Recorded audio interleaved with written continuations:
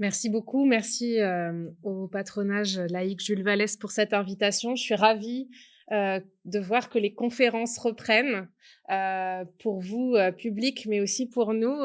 C'est vraiment, quelque chose de très important de pouvoir à nouveau partager, nos recherches, notre savoir et ça me fait très plaisir, de pouvoir le faire, avec vous ce soir. Alors, tout a été dit ou presque sur moi. Je voulais simplement en introduction de cette, présentation, vous expliquer un petit peu comment j'en suis venue à m'intéresser en historienne, à ces figures de collectionneuses d'art et mécènes, à la période contemporaine. J'ai d'abord travaillé dans une thèse de doctorat sur, l'histoire des galeries d'art, à Paris après 1945 et en regardant les archives de ces galeries, je me suis rendu compte que les acheteurs étaient bien souvent des acheteuses, mais que dans l'histoire qu'on pouvait écrire, plus généralement sur l'histoire des collectionneurs d'art et en particulier des collectionneurs d'art contemporain, cette mixité n'était jamais évoquée, hein, voire parfois totalement ignorée. Donc ça a été le premier moment où je me suis dit: «Il y a quelque chose là qui n'est pas assez dit, qui n'est pas assez, étudié, et ça vaudrait peut-être le coup de placer un petit peu un coup de projecteur sur ces figures féminines que je voyais très souvent venir dans les galeries d'art et s'intéresser à la création contemporaine, qui étaient parmi, les soutiens des artistes, donc par des achats, mais aussi par, des encouragements, par, la volonté de favoriser la vie matérielle de certains et certaines artistes. Et puis, elles n'étaient pas seulement des familières des galeries, c'était aussi des collectionneuses, qui, de façon souvent très discrète, constituaient une véritable collection, mais souvent n'avaient pas très envie d'en parler, n'avaient pas très envie que ce soit enfin, que ce soit un aspect public de leur identité. Donc évidemment, tout ça a encore plus piqué ma curiosité. Je me suis donc demandé et j'ai cherché à lire un ouvrage qui puisse éclairer cette question de la diversité des collectionneurs et notamment de la diversité de genre. J'en ai pas trouvé. Ou plus exactement, et là c'est la petite nuance par rapport à ce qui a été dit tout à l'heure, j'en ai pas trouvé en français. C'est une question qui a été explorée notamment par des chercheuses américaines qui ont déjà écrit des ouvrages assez remarquables sur ces questions d'itinéraire féminin, de collection, de mécénat. Mais il n'existait rien en français, alors même que cette question, me semblait-il, à ce moment-là, pouvait justement permettre de croiser plein de regards et plein d'aspects. Donc d'abord être une entreprise historique, mais aussi une entreprise d'histoire de l'art, de sociologie, puisqu'il s'agissait aussi de comprendre les origines sociales, familiales, économiques de ces personnes, et toucher à la question de l'histoire des goûts et des sensibilités. Je me suis donc lancée dans une enquête qui a porté sur la question donc des femmes collectionneuses d'art et mécènes depuis les années 1880. Moi, je n'ai pas trop remonté le temps, je suis plutôt une spécialiste du XXe siècle, donc j'ai quand même abordé les 2 dernières décennies du XIXe siècle parce que vous allez le voir, elles sont absolument fondamentales dans toute cette histoire. Et j'ai essayé de produire donc une enquête historique qui articule, et ça c'était vraiment quelque chose d'important, de grandes figures dont certaines étaient et sont bien connues. Quand je vous dis Peggy Guggenheim, quand je vous dis Gertrude Stein, je pense que ce sont des noms voilà, qui résonnent, qui sont relativement connus. Et puis, surtout, l'enjeu, c'était d'en découvrir d'autres, d'essayer justement de un peu plus connaître et faire connaître des figures plus discrètes, soit volontairement discrètes, hein, des femmes qui n'avaient pas souhaité que leur activité de collectionneuse ou de mécène soit connue, ou des figures que j'ai découvertes comme ayant été relativement connues, importantes et remarquées et saluées, mais progressivement occultées. Et mon idée, hein, à terme, c'était de contribuer à l'écriture d'une histoire mixte du collectionnisme qui intègre, à côté de grandes figures masculines, des figures féminines et qui intègre une réflexion sur les éventuelles différences de genre dans ces pratiques de collection. Alors, le premier constat, ça a été qu'il fallait absolument commencer par lutter contre les silences de l'histoire et prendre le contre-pied finalement de ce qui a été écrit et est toujours écrit, hein, même après la publication de ce livre, qui a été donc publié en 2014. Ce qui est écrit quand est exposée l'histoire des collections privées d'art ancien, d'art moderne ou d'art contemporain. Lutter contre les silences de l'histoire, c'est finalement rejoindre un programme en histoire des femmes et du genre, tel que Michel Perrault, par exemple, a pu l'exposer à plusieurs reprises dans des ouvrages passionnants. Ces silences de l'histoire, on les constate aussi bien quand on fait l'histoire sociale, économique, politique, mais aussi donc l'histoire des collections d'art. Il y a le même phénomène d'une négation de ces présences féminines pourtant nombreuses, ou bien d'une déformation de leur choix, de leur pratique, du sens que pouvait avoir pour elles la collection.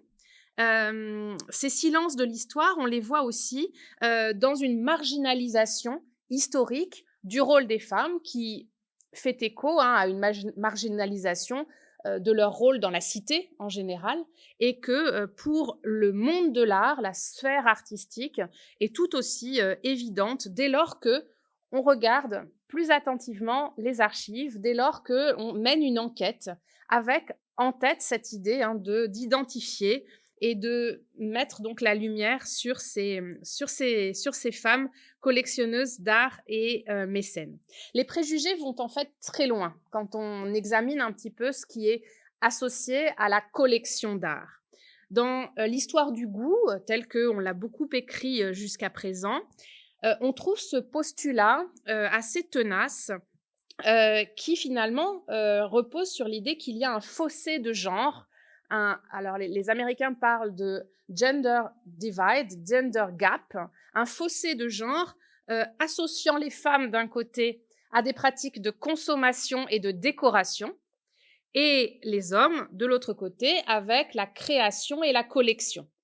Ce fossé qui est très présent, très prégnant dans nos sociétés occidentales, mobilise notamment un référent masculin qui est celui de Don Juan, qu'on trouve vraiment très souvent associé à des études sur la psychologie de la collection, qui va finalement en faire une extension de la conquête sexuelle et faire de la passion du collectionneur un appétit de conquête, un désir de possession.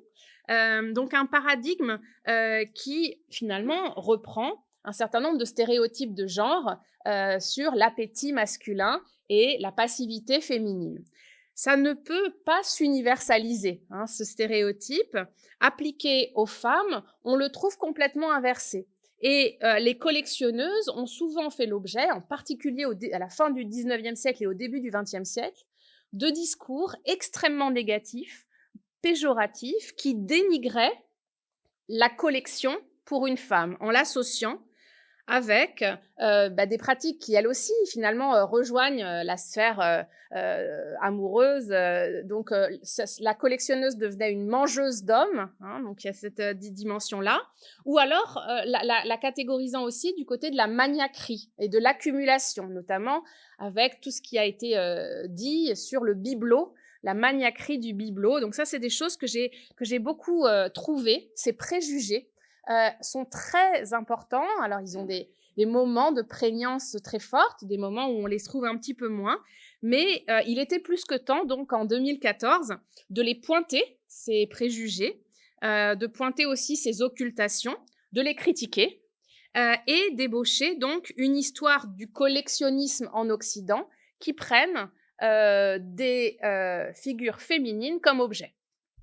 C'était un pari que j'ai donc fait à ce moment-là, mais c'était aussi un pari relativement militant, puisqu'il s'agissait de montrer qu'il était possible et finalement assez judicieux et assez enrichissant d'écrire une histoire du collectionnisme au féminin, et que cette histoire pouvait enrichir ce que nous savions des pratiques de collection. L'un des enjeux de ce travail concerne la réattribution. J'ai constaté que beaucoup de collections n'étaient pas attribuées à leur propriétaire légitime. Et comme on dit d'un tableau qu'il est nécessaire de le réattribuer à l'artiste qui l'a réalisé, de la même manière, l'un des enjeux de ce travail, ça a été de réattribuer des collections à leur véritable propriétaire, à leur véritable orchestratrice. La mémoire collective a en effet beaucoup oublié que derrière un nom d'homme s'activait en réalité parfois un couple, et ça c'est vraiment quelque chose de très important dans cette histoire que je vais vous raconter, parfois une épouse, parfois une veuve, de la même manière, hein, c'est un élément essentiel de mes découvertes, parfois une fille, et donc des figures dans l'ombre étaient aussi importantes, voire plus importantes que la personnalité masculine qui, publiquement, avait donné son nom à la collection. L'exemple le plus intéressant de ce point de vue-là est celui de Nelly Jacquemart. Nelly Jacquemart, dont vous voyez ici un autoportrait de 1880, qui a été peint donc à un moment de rupture dans sa vie. Nelly Jacquemart a commencé son existence de façon très autonome, une existence d'artiste. Elle a eu un succès assez important comme portraitiste. Elle a exposé au salon, a été récompensée, donc a véritablement commencé sa vie avec une belle carrière d'artiste avant de se marier avec Édouard André. Édouard André, banquier, richissime, protestant, issu d'une famille donc de banquiers, de financiers. Et ce mariage avec Édouard André a marqué un tournant dans l'existence de Nelly Jacquemart, qui a renoncé à la peinture, elle a cessé de créer, et elle s'est lancée donc dans une existence beaucoup plus tournée, non plus donc vers la création, mais vers la collection, en multipliant les voyages en compagnie d'Édouard André, en particulier des voyages en Italie, hein, et avec une passion qui s'est développée pour l'art de la Renaissance italienne, et qui les ont amenés, au moment où ils ont aménagé leur hôtel particulier, aujourd'hui le musée Jacquemart-André, que vous connaissez sans doute, à aménager et à ameubler cet hôtel particulier tout neuf, avec des œuvres d'art, donc des peintures, des sculptures, des éléments de mobilier, des fresques de Tiepolo en particulier, qui ont pris place dans leur demeure, une demeure qui était essentiellement une demeure de réception, hein, puisque c'était un couple important de la vie parisienne, qui recevait énormément et qui avait fait de cet hôtel particulier un lieu, une vitrine de leur goût raffiné et de leur passion pour la Renaissance italienne. Donc, les personnes qui ici n'ont pas visité ou pas depuis longtemps visité le musée Jacquemart-André, je vous invite à retourner regarder les salles, en particulier donc les salles du premier étage qui sont consacrées à des œuvres absolument majeures de la Renaissance italienne, Renaissance de Florence, de Venise en particulier. Ce que l'on sait moins sur Nelly Jacquemart, c'est qu'elle avait une autonomie dans la collection, et on peut le voir en regardant très précisément les archives du couple, en regardant les factures, en regardant le cahier de compte de la maison, puisque cette maison tenait un cahier de compte, en allant regarder aussi les correspondances avec les experts qui, notamment en Italie, étaient chargés de prospecter pour les Jacquemart-André et leur trouver les œuvres d'art qu'ils allaient ensuite pouvoir acquérir à des prix qui sont souvent d'ailleurs négociés par Nelly Jacquemart. Donc, du vivant d'Édouard André jusqu'en 1894, le couple collectionne ensemble, mais on voit aussi, en regardant très précisément dans les archives, qu'ils n'ont pas les mêmes goûts, que l'un est plutôt attiré par la Renaissance vénitienne, l'autre par la Renaissance florentine.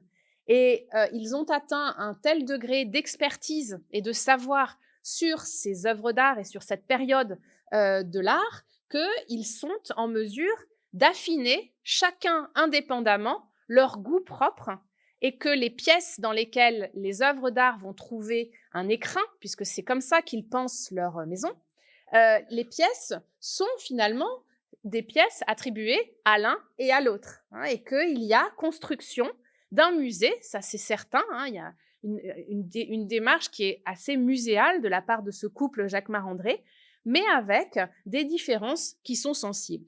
Et puis, les choses deviennent encore plus intéressantes à partir du moment où Nelly Jacquemart est veuve. En 1894, Édouard André décède et Nelly Jacquemart devient sa légataire universelle. Ils n'ont pas d'enfants. Et pendant plus de 20 ans, elle va collectionner toute seule. Elle va non seulement continuer à explorer la Renaissance italienne, qui est véritablement sa passion, mais aussi se lancer dans de très grands voyages que ne permettait pas de faire la santé défaillante d'Édouard André. Et c'est des voyages qui l'emmènent jusque en Extrême-Orient, où elle achète des objets, des œuvres d'art qui sont également présentées aujourd'hui au musée, notamment dans le fumoir, où on peut voir des acquisitions qui ont été réalisées sur place par Nelly Jacquemart au moment d'un voyage qu'elle a donc entrepris seule, à un moment où c'était quelque chose d'assez aventureux que d'aller se promener aussi loin. Et puis c'est elle surtout qui organise la donation, puisque le couple étant sans enfant, elle réfléchit beaucoup à la postérité de cette collection. Elle décide de faire une donation à l'Institut de France et demande donc dans les dispositions testamentaires qu'elle fait que l'ensemble reste intact, que l'hôtel Jacquemart-André porte leurs deux noms. Il était connu jusque-là sous le nom d'hôtel André. C'est elle qui impose qu'on l'appelle, on rajoute son nom de jeune fille, ce qui n'était absolument pas une pratique courante à l'époque. Donc ça devient l'hôtel Jacquemart-André et surtout qu'on le transforme en musée. D'où l'ouverture au public, juste après la mort de Nelly Jacquemart en 1912, l'ouverture au public du musée Jacquemart-André sous l'égide donc de l'Institut de France.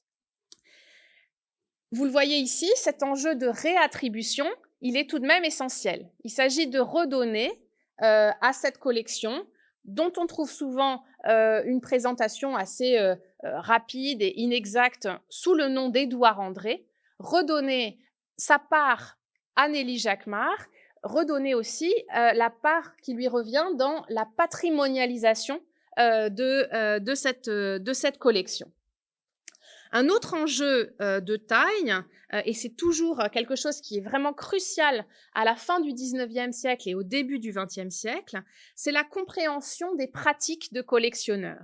En décentrant le regard sur les femmes, on peut enrichir la gamme des possibles. On peut enrichir la typologie des actions, des démarches, des sens, des significations données à la collection.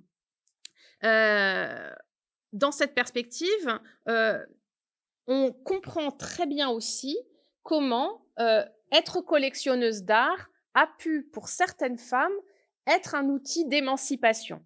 Émancipation économique, émancipation culturelle, par rapport à un milieu qui, j'ai peut-être pas besoin de le rappeler, à la fin du XIXe siècle, surtout pour ces femmes qui sont dans des milieux aisés, bourgeois, de la haute bourgeoisie et de l'aristocratie pour certaines, des milieux extrêmement contraignants sur la condition féminine, le rôle de la femme, la place de la femme dans la société.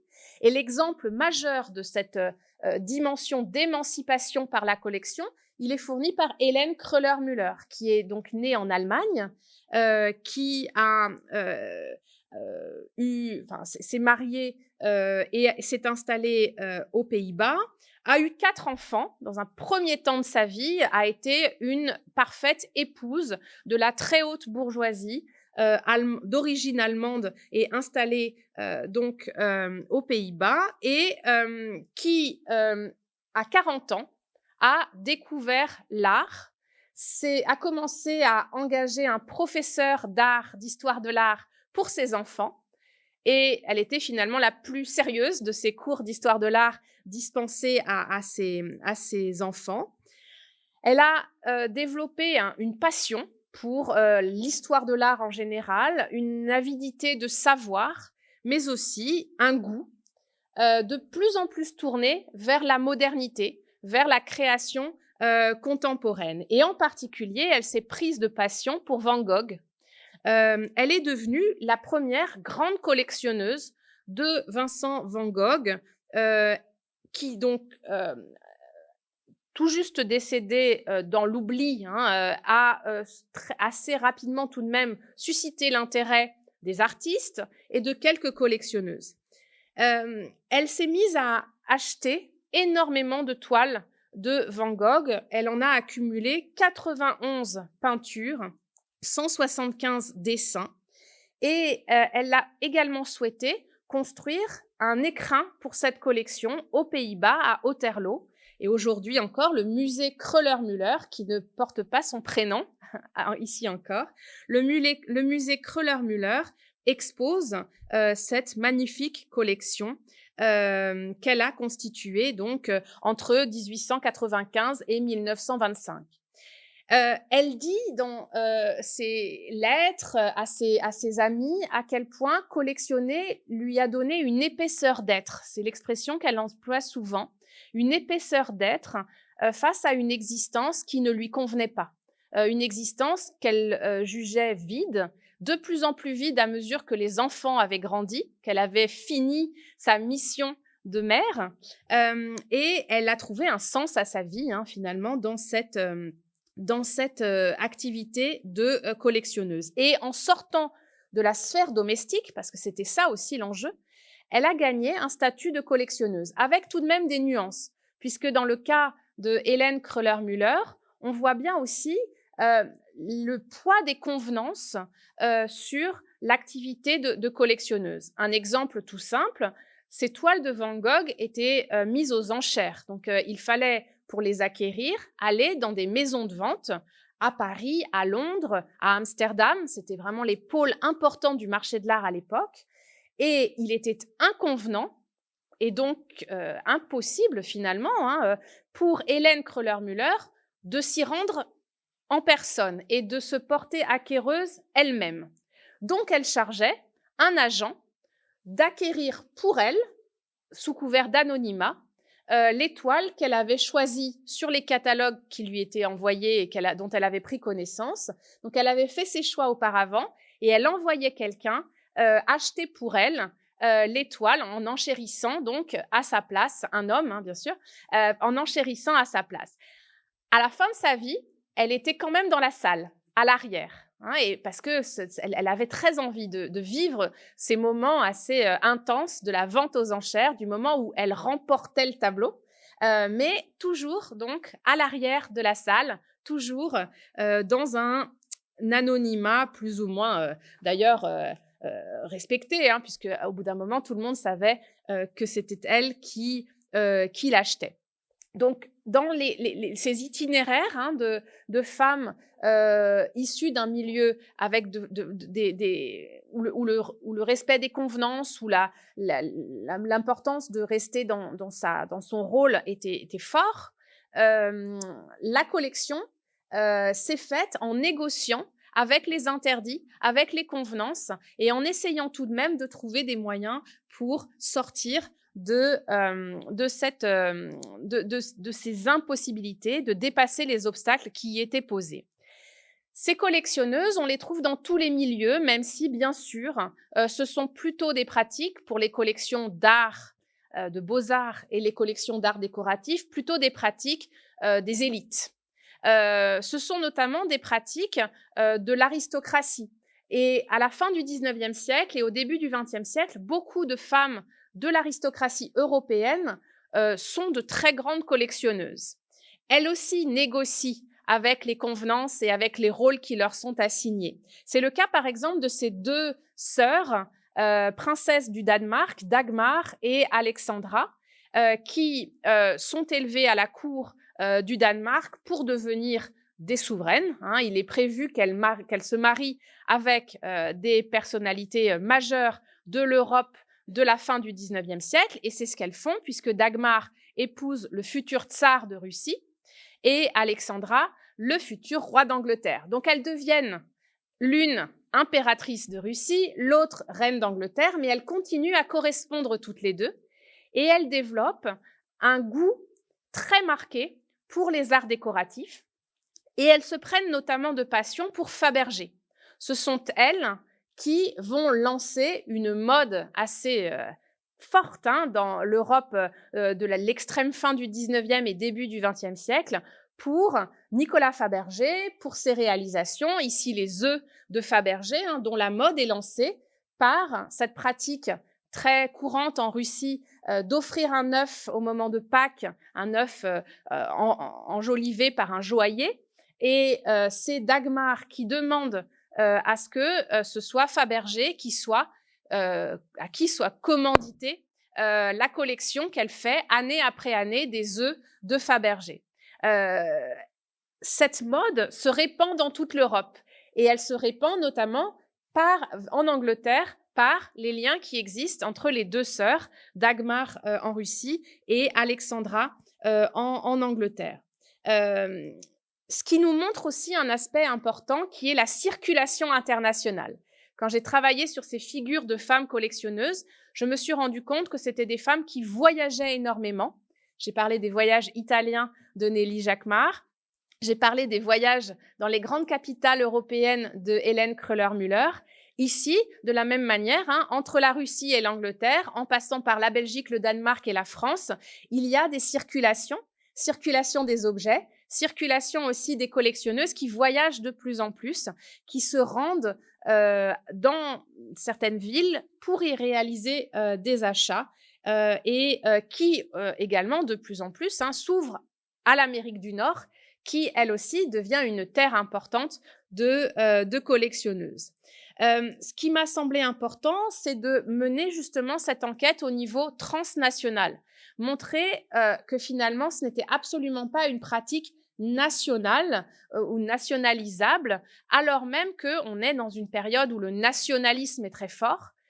On peut retrouver des similitudes, des passerelles, des circulations entre des femmes qui, pour certaines, ne parlent pas la même langue, n'habitent pas dans le même pays, n'ont pas du tout les mêmes environnements, et pourtant, les objets circulent, les goûts circulent, et dans leur pratique, il y a des points communs assez importants.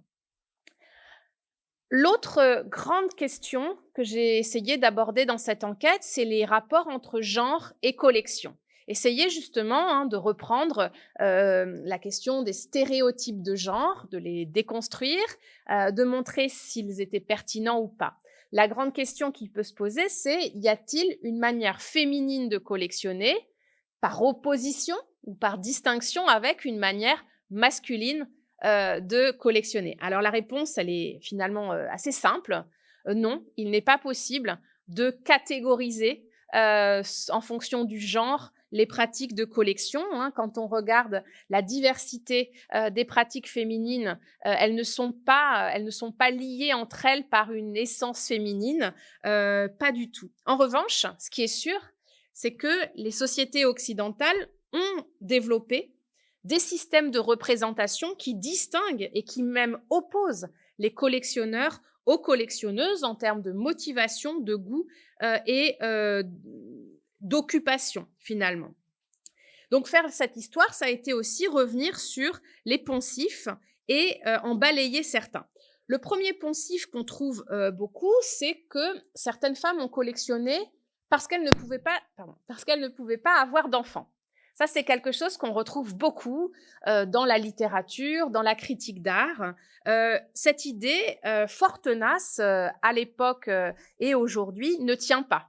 Quand on regarde de près l'existence et la vie familiale de ces femmes, on se rend compte qu'il y en a beaucoup qui ont des enfants, il y en a qui n'en ont pas, il n'y a absolument aucune règle là-dessus. Et ce qui est sûr en revanche, c'est que certaines femmes se sont tournées vers la collection d'art suite à à la mort tragique d'un de leurs enfants. Ça, c'est quelque chose qui arrive beaucoup. C'est arrivé à Isabella Stewart Garner à Boston, par exemple. On a pu penser que le fait que Nelly Jacquemart n'ait pas d'enfant l'a poussée également à collectionner, à se jeter dans cette pratique de collection avec passion. Certaines n'ont jamais souhaité être mères. C'est le cas de Gertrude Stein, dont on va parler tout à l'heure, qui a une aversion pour le modèle familial hétérosexuel. Certaines ont souhaité placer leur carrière, puis leur collection, avant et à la place de tout projet familial. Mais la majorité d'entre elles, néanmoins, ont une vie famille, ont des enfants, et on ne saurait donc généraliser cette question-là sur l'ensemble de la catégorie des femmes collectionneuses d'art et mécènes. L'autre idée reçue qu'il m'a fallu également balayer, c'est l'idée qu'on collectionne à défaut de créer, que ces femmes auraient bien aimé être des artistes, mais n'ayant pas le talent, n'ayant pas l'opportunité, se sont tournées plutôt vers la collection. Alors c'est pareil, on trouve quelques exemples dans l'histoire de cette reconversion. On verra tout à l'heure le cas de Ingvild Goetz, une Allemande qui collectionne dans le dernier tiers du XXe siècle.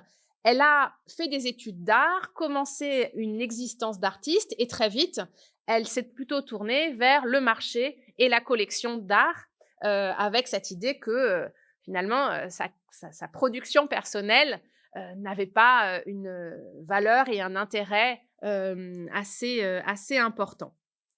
Néanmoins, toute généralisation ici est également abusive, tellement il y a des contre-exemples absolument magistraux de femmes qui n'ont jamais eu une fibre créatrice, qui n'ont jamais souhaité être artistes et qui donc n'ont pas eu à gérer une prétendue frustration qui les aurait conduits vers la collection. Donc, interroger les rapports entre genre et collection, ça suppose de mieux interroger finalement la condition féminine et de revenir à ce qui, dans la société, dans les conditions économiques, juridiques, c'est très important, et politiques, détermine certaines femmes dans leur parcours de collectionneuse. Et c'est ce que j'ai fait en essayant justement de déterminer des générations. Il me semble que là, dans une approche d'histoire sociale des collectionneuses, il faut essayer de lier leur choix à l'évolution de la société. Car entre 1880 et la fin du XXe siècle, ou le début du XXIe siècle, la condition des femmes change considérablement. Et ce qui me semble intéressant, c'est justement d'observer les choix, les itinéraires de ces femmes comme un miroir des transformations de la vie des femmes dans la société dans laquelle elles ont évolué. Et là, on commence à pouvoir interroger les rapports entre genre et collection. Si on regarde par exemple la première génération, cette première génération, grosso modo, on peut la situer des années 1880 à 1905. Tout ça, ce sont des dates, les historiennes et les historiens aiment bien avoir des dates, évidemment, voilà, c'est plus pour vous donner un cadrage que pour faire des affirmations définitives. Dans cette génération-là, ce qui va être l'enjeu central, c'est de concilier l'impératif domestique avec l'aspiration à la collection.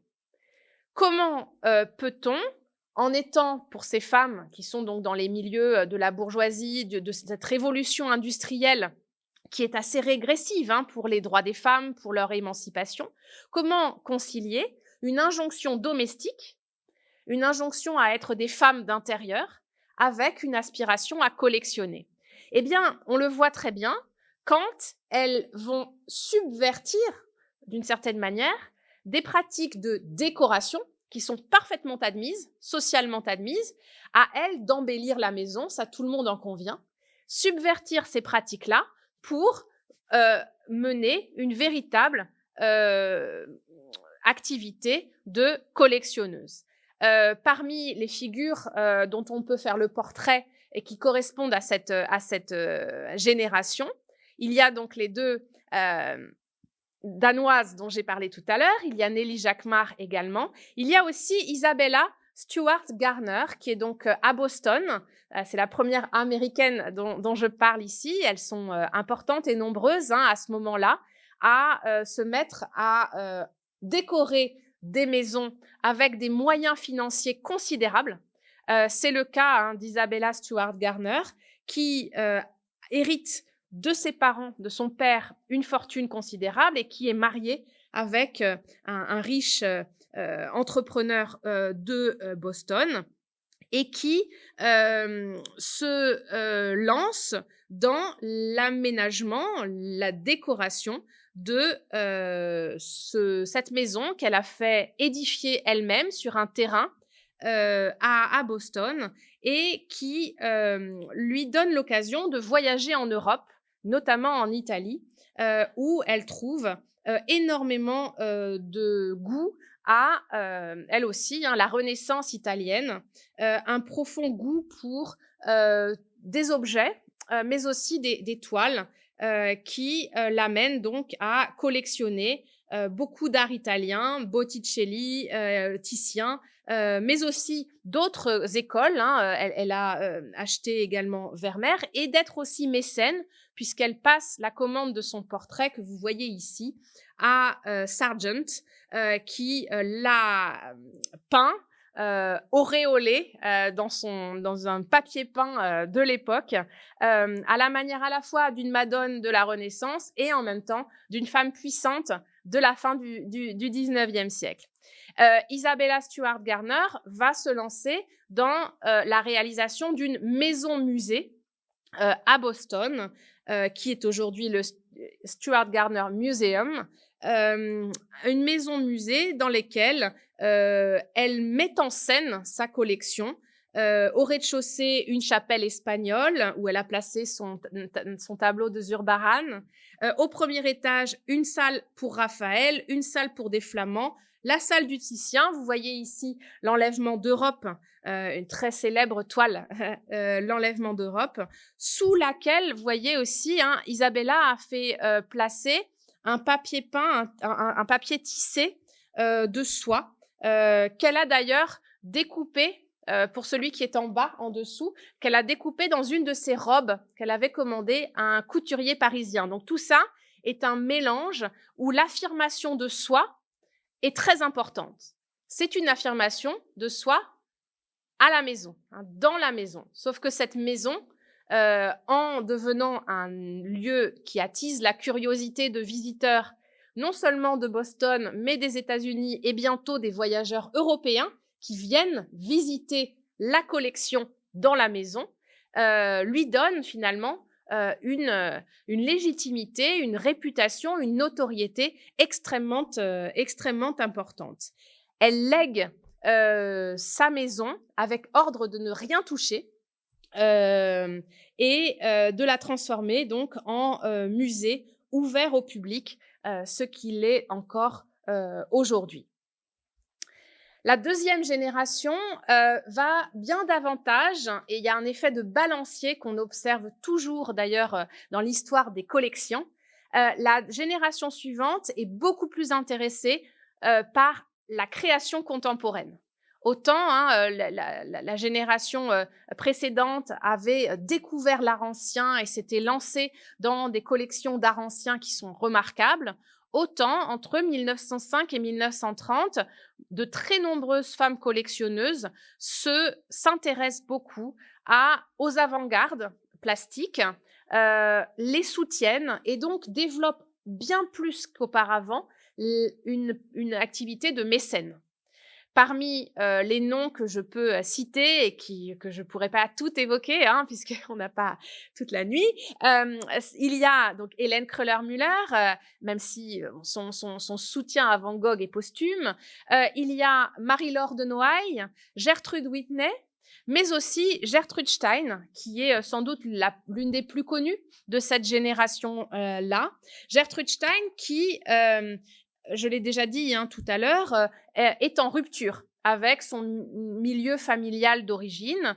Elle quitte les États-Unis, elle fait partie de ces expatriés, ES et EES, qui quittent les États-Unis le moralisme très fort des États-Unis du 1er XXe siècle pour s'installer à Paris et y trouver une liberté de mœurs, une liberté d'expression et aussi donc une vitalité artistique qui n'existe pas à ce moment-là aux États-Unis. Elle découvre Matisse et Picasso en compagnie de son frère, Léo Stein.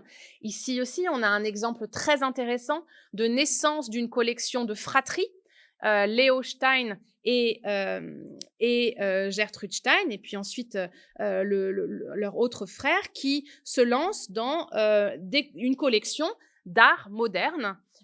Il fréquente donc les galeries, la galerie Vollard, il fréquente les salons, comme le salon d'automne, et Gertrude Stein, c'est bien connu, noue une amitié particulière avec Picasso, qui a peint cet étrange portrait que vous voyez ici. Gertrude Stein intègre la collection dans toute une série d'activités et d'actes revendiquant son indépendance et son autonomie. Ça fait vraiment parfaitement partie d'un mode d'être. Ce mode d'être, c'est aussi des réceptions rue de Fleurus dans son salon en compagnie de sa compagne, donc une homosexualité qui n'est pas publique mais qui n'est pas cachée non plus. C'est aussi une écriture personnelle, hein, elle est écrivain, et elle expérimente beaucoup à ce moment-là sur les styles d'écriture, une écriture très moderne, très expérimentale. On a parfois dit qu'elle écrivait en cubiste, et effectivement, il y a quelque chose de l'ordre de l'inspiration cubiste dans les romans qu'elle écrit à ce moment-là, et un intérêt donc très fort pour les expérimentations des collectionneurs et des collections de son temps. Et les photographies qui sont faites d'elle à ce moment-là la montrent justement combinant tous ces aspects-là. Elle est femme de lettres, elle est aussi collectionneuse avec derrière elle les tableaux. Donc le portrait, vous en voyez un bout qui est coupé, et les tableaux qu'elle a collectionnés, Matisse, mais surtout Picasso, Juan Gris notamment. Elle représente très bien cette génération qui associe collection et émancipation. D'autant plus que cette collection affirme un goût assez audacieux pour des expérimentations plastiques nouvelles. C'est d'abord le cubisme, c'est ensuite le surréalisme et toute une série donc de mouvements artistiques qui rejettent les conventions. Hein, et donc il y a une affinité assez importante entre cette démarche et sa vie tout entière. Dans la troisième génération, un enjeu nouveau apparaît. Jusque-là, ces femmes collectionneuses n'avaient pas gagné elles-mêmes leur vie. Et là encore, l'évolution de la vie des femmes touche et est reflétée par l'histoire de ces collectionneuses. Dans les années 1930 à 1960, on voit arriver les premières collections de femmes actives, de femmes qui ont une carrière bien à elles, une richesse et une fortune bien à elles, et qui utilisent cet argent qu'elles ont gagné pour acheter leurs tableaux, leurs sculptures, etc. Donc, ça, c'est absolument essentiel. L'une des plus intéressantes de ce point de vue-là, c'est Helena Rubinstein, qui a accumulé énormément d'œuvres d'art, art moderne, mais aussi art africain, pour sa collection. Gabrielle Keiler, qui a une carrière de sportive avant de devenir une grande collectionneuse du surréalisme, Jacqueline de Lubac, les sœurs Schlumberger, par exemple. Alors, celle qui est très connue, c'est Peggy Guggenheim. Vous me direz, elle descend d'une grande famille et une partie de son argent ne vient pas de son travail. C'est évident, hein. C'est effectivement une figure qu'on peut appeler une figure pivot dans cette histoire, parce qu'elle est évidemment une héritière, mais quand on connaît un petit peu l'histoire de sa famille, on sait que financièrement, hein, après la mort de son père sur le Titanic, Peggy Guggenheim, sa mère et sa sœur se sont retrouvées marginalisées par la famille Guggenheim de New York. Et Peggy Guggenheim a été pendant des décennies en rupture avec cette famille Guggenheim, les oncles d'Amérique. Elle est venue s'installer à Paris. Elle a vécu une vie finalement très proche des écrivains, des artistes, de la bohème parisienne, trouve-t-on souvent cette expression qui est un peu facile, mais qui dit bien l'existence d'artistes qu'elle a menée. Ici, une photo de Man Ray qui la représente, donc costumée à une des très nombreuses soirées qu'elle organise dans les années 20 et au début des années 30, avec donc ces expatriés à Paris qui expriment un goût pour l'art, les expérimentations artistiques, qu'elle va développer ensuite en décidant de fonder une galerie d'art.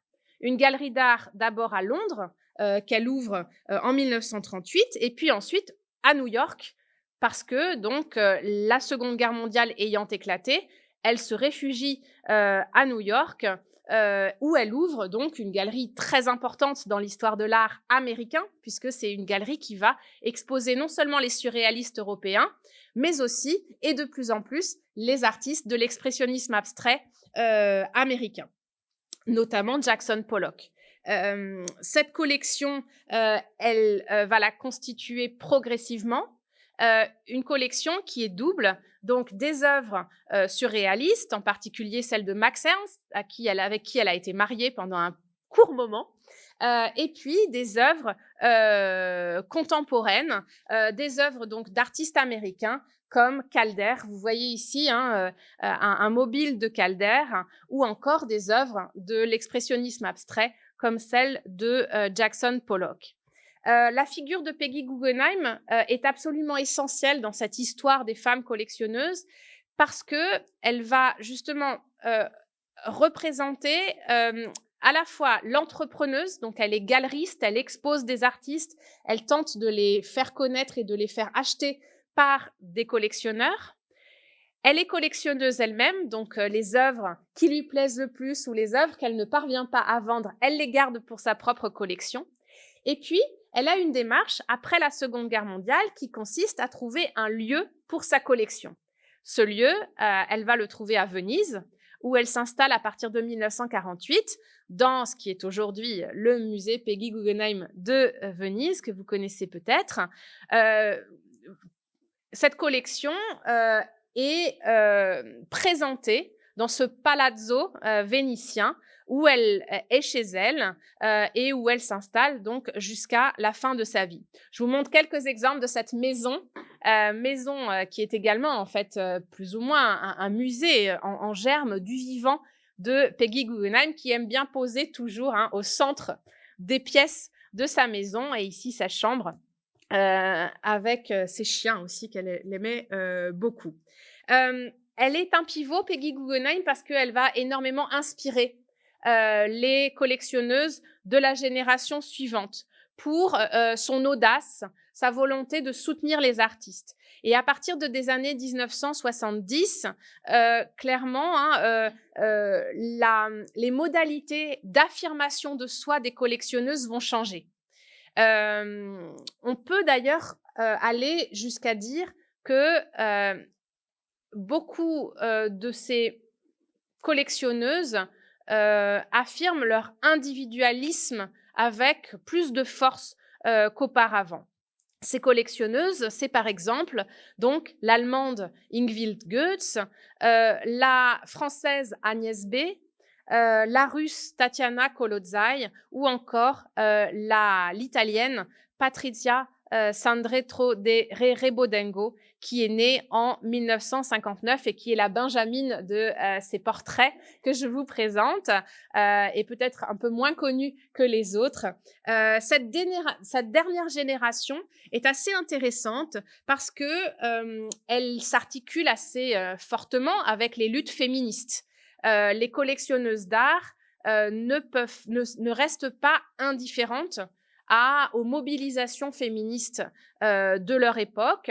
Pour certaines, il y a une distance évidente qui est prise avec ces courants féministes. Pour d'autres, au contraire, il y a une réflexion articulée au féminisme qui est importante dans la collection. C'est le cas de Patricia Sandretto, qui commence à collectionner dans les années 1990, d'abord en se tournant vers les artistes britanniques, puis en élargissant le spectre et en collectionnant donc l'art contemporain.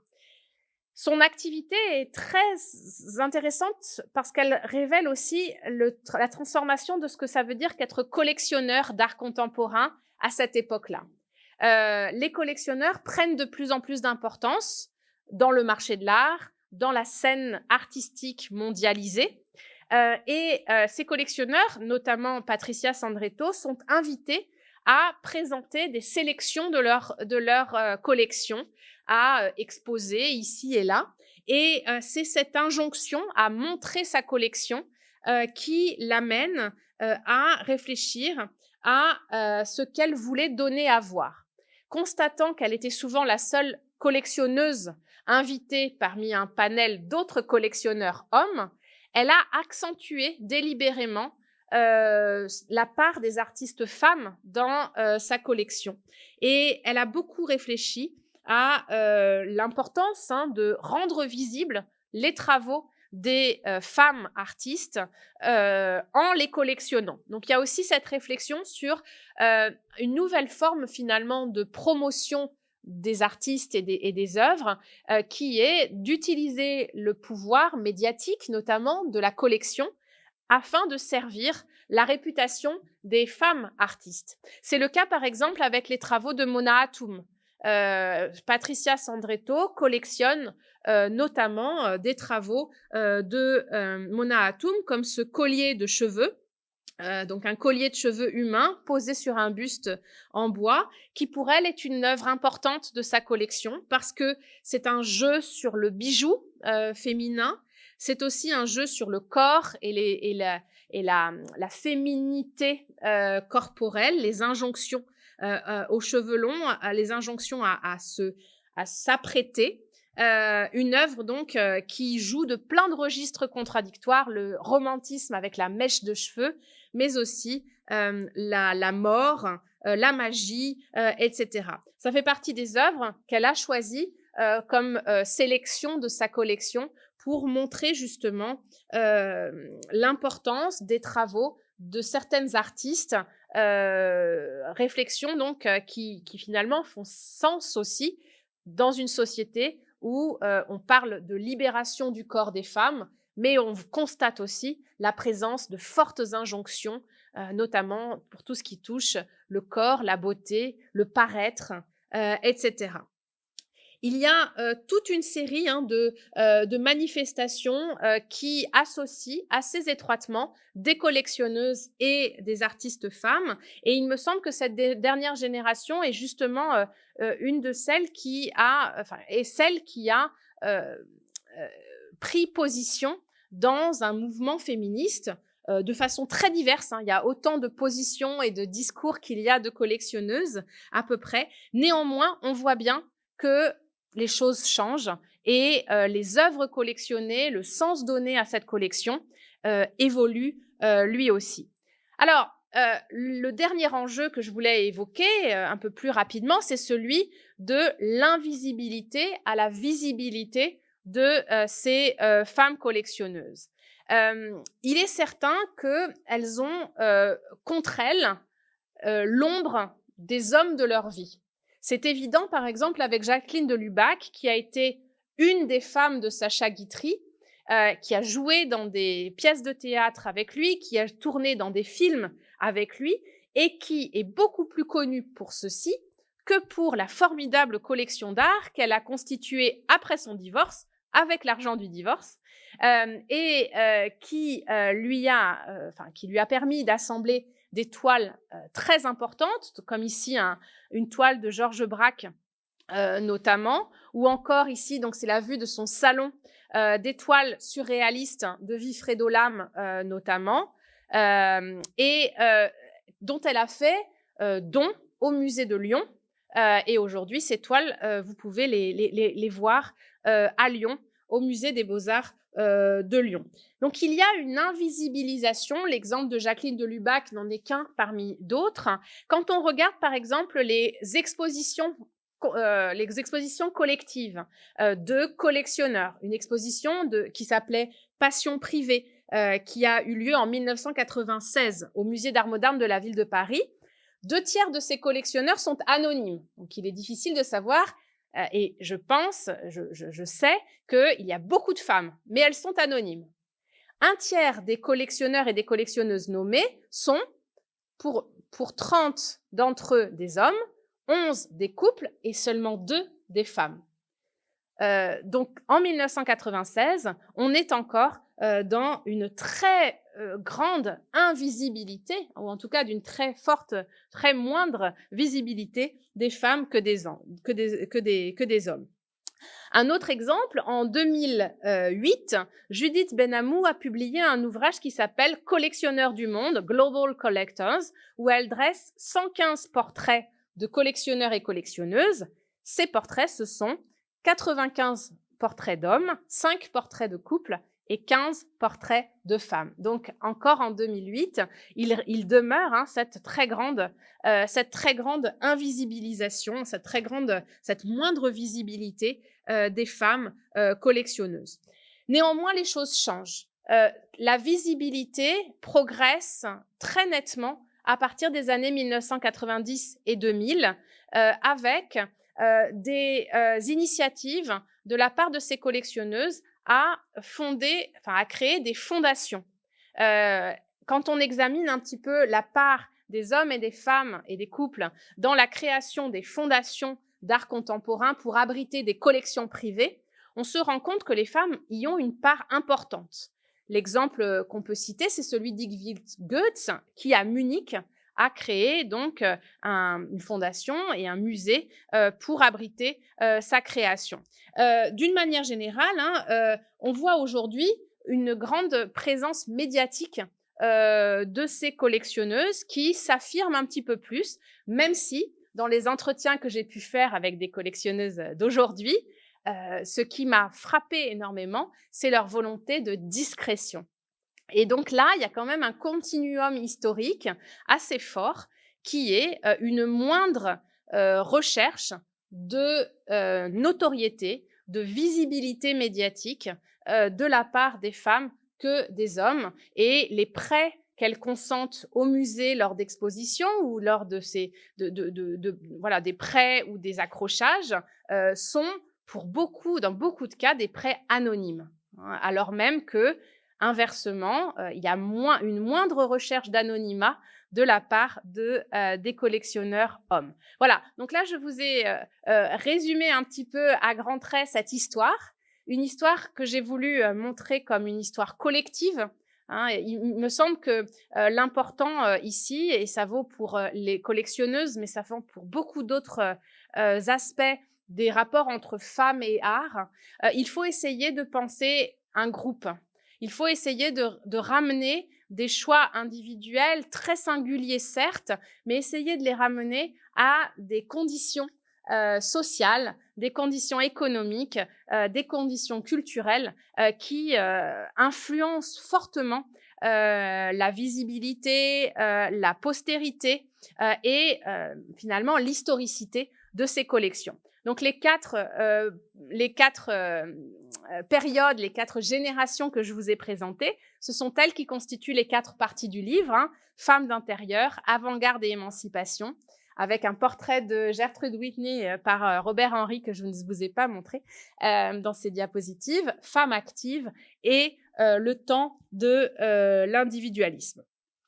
Il me semble vraiment qu'en étudiant l'histoire des femmes collectionneuses, on en apprend beaucoup sur l'histoire des femmes en général. hein, et qu'il y a un aller-retour très fécond entre cette histoire de femmes qui ont eu cette activité, parfois de façon très, enfin, comme un loisir, parfois comme une passion, parfois comme l'œuvre de leur vie, c'est très variable, et ce que l'on peut savoir et dire de l'évolution de la condition féminine en Occident de 1880 à nos jours. Alors, pour ma part, je poursuis beaucoup cette enquête en l'ayant élargie à d'autres groupes qui me semblent tout aussi peu étudiés et qui mériteraient également des synthèses.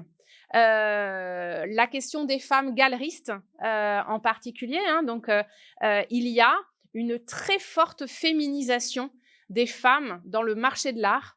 Beaucoup de galeries hein, dès le début du XXe siècle, et ça va en s'accélérant à partir des années 1950, beaucoup de galeries sont tenues par des femmes, même si, pour certaines, elles portent le nom d'un homme, un nom d'homme. Quand on regarde vraiment précisément, on découvre un nombre considérable de femmes actives dans le marché de l'art.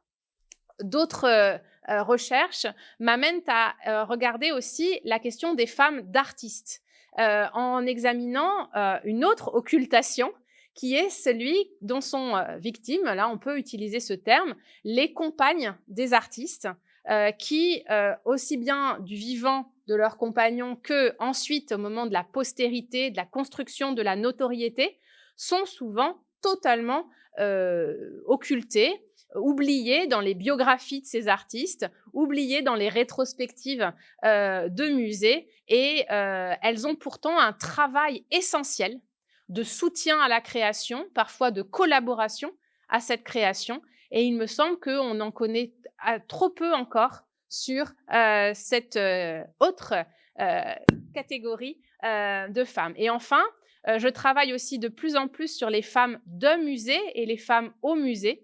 De la même manière, hein, la féminisation de la profession de conservateur de musée cette histoire reste à écrire.